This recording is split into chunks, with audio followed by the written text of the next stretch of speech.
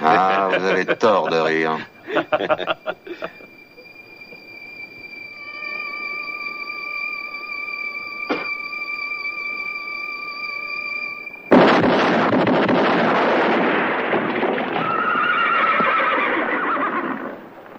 La personne qui n'a pas vu ce film n'est pas humaine. On a affaire à des extraterrestres. Ce que vous voyez là, c'est un monument du cinéma. C'est le premier western spaghetti, c'est-à-dire les westerns revisités par Cinecittà. Cinecittà, c'est le Hollywood italien.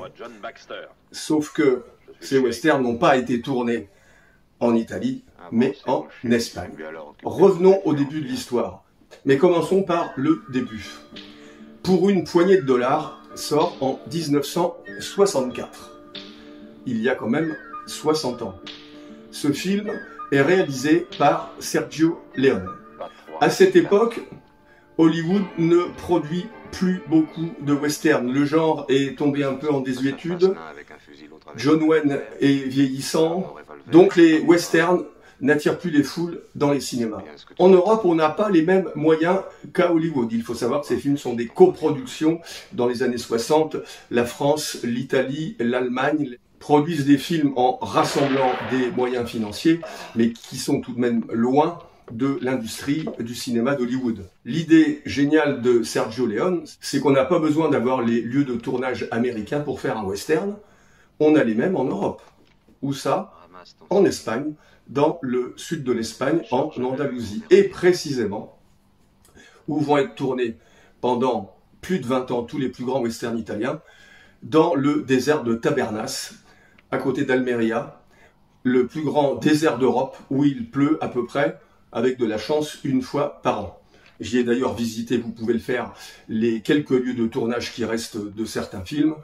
Certains ne sont pas spécialement authentiques, notamment à Fort Bravo, on voit notamment la soi-disant arche authentique à laquelle est pendu Gian Maria Volonté dans Il était une fois dans l'Ouest. Je doute que ce soit l'original. Bref, ces films sont tournés à Almeria et Sergio Leone réinvente totalement le western.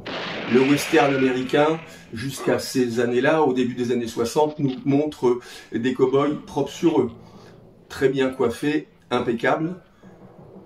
Sergio Leone prend le contre-pied.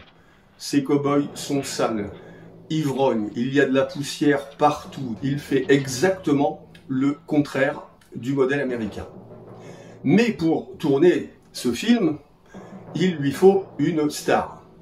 Malheureusement, son budget ne lui permet pas d'avoir Henry Fonda, qu'il voudrait avoir, et il trouve une starlette, en tout cas un acteur très peu connu, qui tourne dans une série sur CBS aux États-Unis en noir et blanc, qui s'appelle Rawhide. C'est une série avec des cow-boys, et cet acteur totalement inconnu s'appelle Clint Eastwood.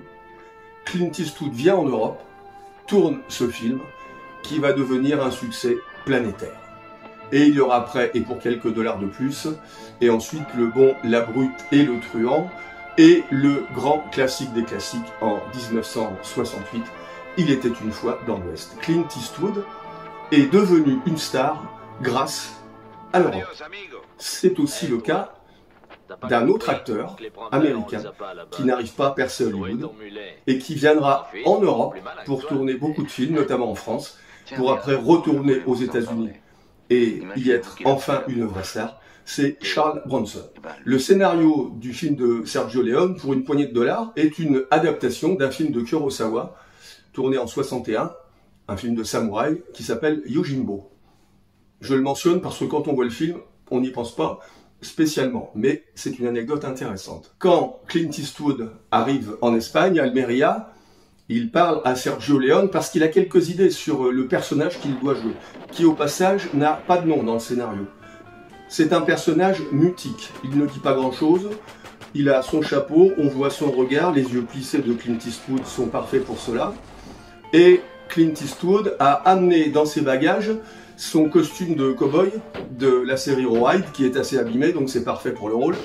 Et il a acheté un poncho mexicain qu'il relève quand il veut tirer.